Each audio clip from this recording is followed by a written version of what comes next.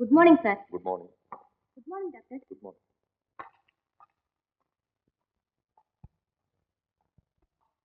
Surprise. రోజు తెల్లవారకుండా నిద్రలేచి hospital అంతా అలర్ట్ చేసే జ్యోతి ఇంకా లేవకపోవడం ఏంటి? మా అదృష్టం డాక్టర్, లేకపోతే ఈ పాటికి హాస్పిటల్ అంతా పరులెత్తి మా ప్రాణాలు తీసేది. జ్యోతి, జ్యోతి, ఏమైంది జ్యోతి? అమ్మా జ్యోతి, జ్యోతమ్మ, జ్యోతమ్మ, నా తోటి అమ్మా, నా తోటి. Take rest.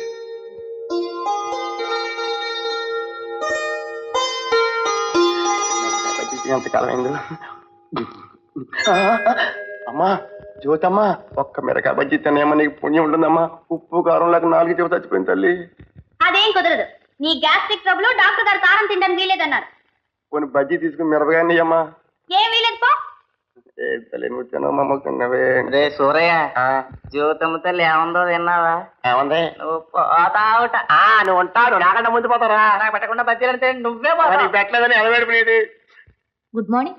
ఏమ్మా విశాలి, ఉదయం బ్రెడ్ పాలు తీసుకున్నారా? లేదు సిస్టర్, పొట్టి పాలే తాగాను. Very good. రాత్రి బాగా నిద్ర పట్టిందా?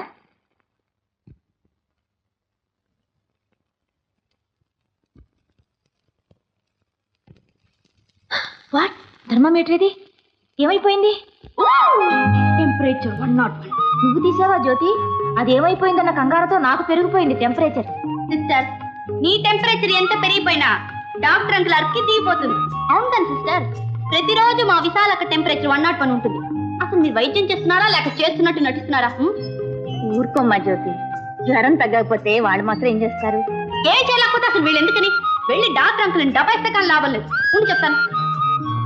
101, 101, 101, 101, 101.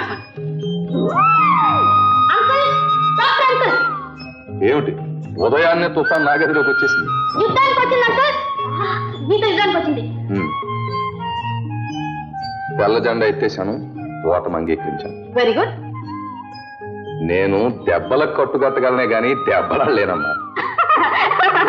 ఓటమి ఒప్పేసుకున్నాక అడుగుతున్నాను, ఇంతకీ యుద్ధానికి కారణం ఏమిటి తల్లి? ఇంకా మా విశాలక టెంపరేచర్ 101 ఉండిపోయింది. కారణం ఏమిటి? మీకు వైద్యం తెలియకపోతే వెళ్ళి సేద్యం చేసుకోండి. హాస్పిటల్ సంగతి నేను చూసుకుంటాను. అంత పని ఎందుకులేమ్మా, అతి తొందరలోనే మీ విశాలక్క జ్వరం నయమైపోతుంది. ఇంకా 4 రోజుల్లో మా విశాలకి నయం కాకపోతే ఆసుపత్రి అంతా అల్లకల్లోలం చేసిస్తాను. అక్కడికి ఏదో ఇప్పుడు చేయనట్టు.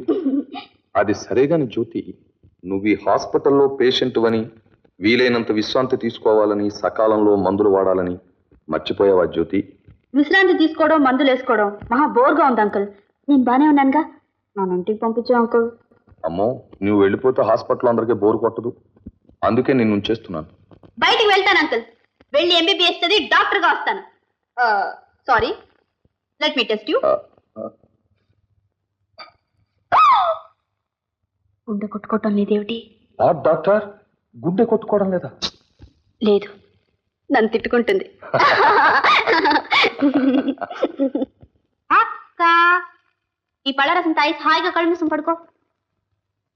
జ్యోతి, మన పరిచయం కొద్ది రోజులతో అయినా అక్క నేను ఈ పిలుపు ఆత్మీయత ఎన్నో ఏళ్ల సంబంధం ఉన్నట్లుగా అనిపిస్తున్నాయి. అక్క, మనుషుల దగ్గర అవడానికి ఎంతో కాలం అక్కర్లేదు, మనసుల దగ్గర అయితే చాలు.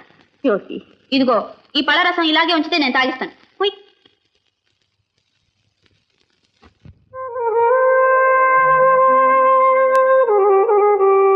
స్వామి, మా విశాలక్క జబ్బు త్వరగా తగ్గించు.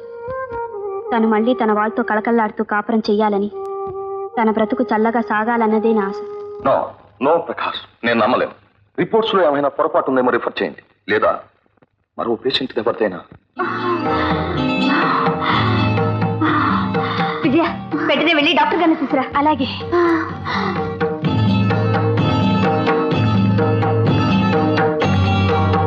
డాక్టర్, విశాల్ గారి పరిస్థితి చాలా సీరియస్ గా ఉంది. అలాగా, పద.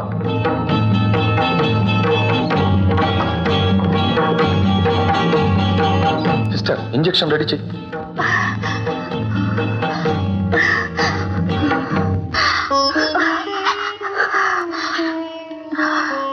అక్క, జ్యోతి, నేను వెళ్ళిపోతున్నానమ్మా. అలా అనకక్క. నాకు ఇచ్చిన మాట తీరుస్తావు కదమ్మా. తప్పకుండా అక్క. ఆ నమ్మకంతో తృప్తితో పోతానమ్మా. మాటి అమ్మా, తీరుస్తానని. తప్పకుండా నీ కోరిక తీరుస్తానక్క, తీరుస్తాను.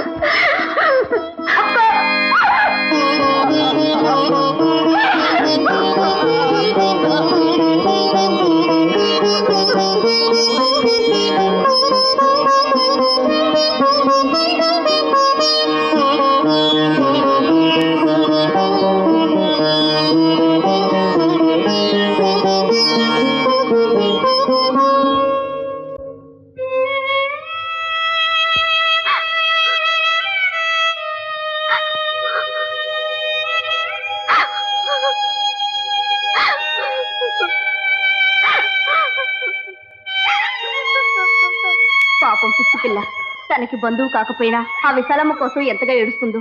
ఏమీ కాకపోయినా అక్క అక్క అంటూ ఎంతో అభిమానంగా తిరిగేది. పాపం ఆ విశాలమ్మ కూడా కాస్త పరిచయంతోనే సొంత చెల్లెలుగా భావించేది. అందుకే పాపం అంతగా కుమిలిపోతుంది. జ్యోతి జ్యోతి, ఊరుకో ఊరుకోమ్మా.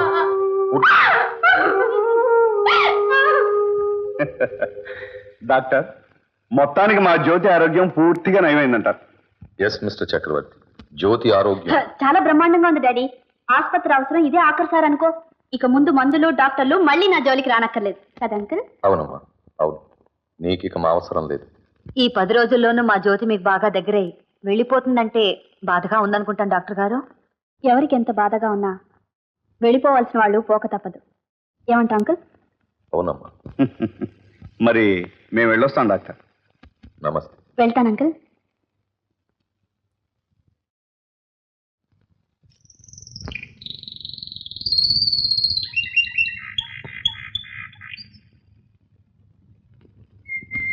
జ్యోతి, ఎవరెవరు వచ్చారు? అమ్మా నాన్న అందరూ వచ్చారు. కూర్చో బాబు, కూర్చో. ఇల్లంతా చూసావా? ఓ చూసానే. బాగుందా? బాగుంది. చూడు, అదిగో ఆ తోట, ఆ చెరువు చూసావా? బాగుందా? బాగుంది. ఇదిగో ఈ మండపం చూడు. బాగుందే. బాగుందా? బాగుంది. అదిగో దూరంగా కొండలు. చూడు, ఇల్లు బాగుంది, చెరువు బాగుంది, మండపం బాగుంది. కానీ కానీ నువ్వే బాగోలేదు.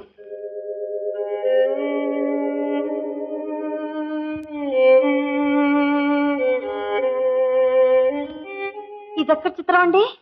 ఇక్కడ స్నానాలు కదా ఒక్కటే మన కంపంతుంది. కాళ్ళు కడుకుంటే ఎక్కడ పాడైపోతుందేమో అన్నంత దగదగలాడిపోతుంది అనుకోండి. అసలు వంటగదండి, ఆ మధ్య మీరు జడ్జి గారి ఇంట్లో చూపించారు. ఆ వంటగది కంటే 1000 రెట్లు ఘనంగా ఉంది. అబ్బా, ఆ ఎలక్ట్రిక్ కుంపట్లు, ఆ ఎలక్ట్రిక్ చల్లబిరువులు, ఇంకా ఇంకా ఎన్నెన్నో ఉన్నాయండి. సరే గాని అమ్మాయితో చెప్పే వెళ్దాం. జ్యోతి, మేక బయలుదేరుతాం. అమ్మా, అప్పుడప్పుడు వస్తూ ఉండండి. నువ్వు నాకు చెప్పాలేమిటే? పదరా డుంబు.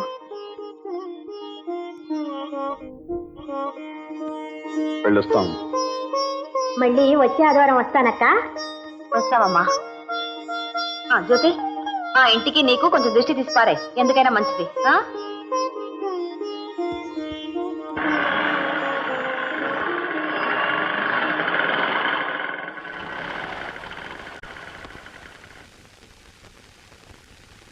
అదేమిటి, భోజనం వేళ అయింది కదా, వాళ్ళని భోంచేసి వెళ్ళమనిపోయావా? బాగుందండి. చుట్టం చూపుకి వచ్చిన వాళ్ళకంతా కాఫీ ఇచ్చి పంపాలి కానీ విందు భోజనాలు కొండమంటారా? వాళ్ళు ఏమన్నా పరాయి వాళ్ళ? ఎవరైతే ఏమండి, వచ్చిన వాళ్ళకంతా వడ్డను మొదలెడితే ఎంత ఆస్తి అయినా కర్పూరంలా కరిగిపోతుంది. జ్యోతి, నువ్వెంత పిసినుగుట్టువా? కాదు, పొదుపరిని. సరే, అమ్మాయికి ఉత్తరం రాయమన్నా రాసారా? రాసిన 4 రోజులైంది. బహుశా ఇవాళ రేపు తనే వస్తుంది. కొన్ని విచిత్రమైన పరిస్థితుల్లో నేను మళ్ళీ పెళ్లి చేసుకోవాల్సి వచ్చింది.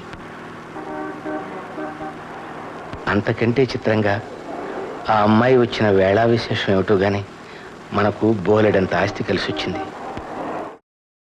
ఆ అమ్మాయి చలవ వల్ల మనకు చాలా డబ్బు వచ్చింది అనే మాటల్ని శశిరేఖ మరోలా అర్థం చేసుకుంది. ఎందుకంటే సృష్టిలో ఏ విషయాన్నైనా ఉన్నది ఉన్నట్లు చూడడం ఎవరి తరమూ కాదు. ప్రతి ఒక్కరూ తమ దృక్పథంలోంచి తమ మనోభావాలకు అనుకూలంగానే చూస్తారు.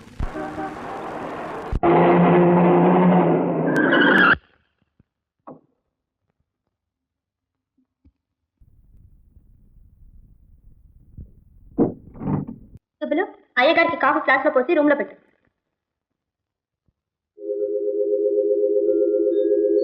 రామా శశి, ఆగు. అయితే నువ్వేనన్నమాట మా నాన్నని పెళ్లి చేసుకున్న మనిషివి. అవునమ్మా, నేనే మీ అమ్మని. హ్మ్. నా వయసు దానిలా కనిపిస్తున్నావు. నాకు అమ్మ వెళ్ళ అవుతావు. అమ్మలో చూడవలసింది వయసు కాదమ్మా, మనసుని. అవసరం కోసం బజార్లోంచి వచ్చిన బొమ్మ అమ్మేలా అవుతుంది. అది నువ్వు అర్థం చేసుకోవడంలో ఉంటుంది. ముసలాయిని మాయ చేసి కట్టుకున్న నిన్ను అర్థం చేసుకోవాల్సిన అగత్యం నాకు లేదు. అలా అపార్థం చేసుకున్నా సరే నీకు అమ్మనే ఉంటాను. హ్మ్.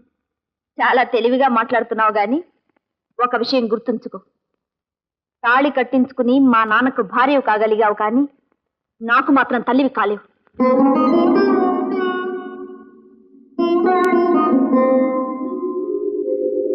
శశి, మీ నాన్నగారి గది అటు కాదు, ఇటు. ఒకసారి వెళ్ళి కనిపించు.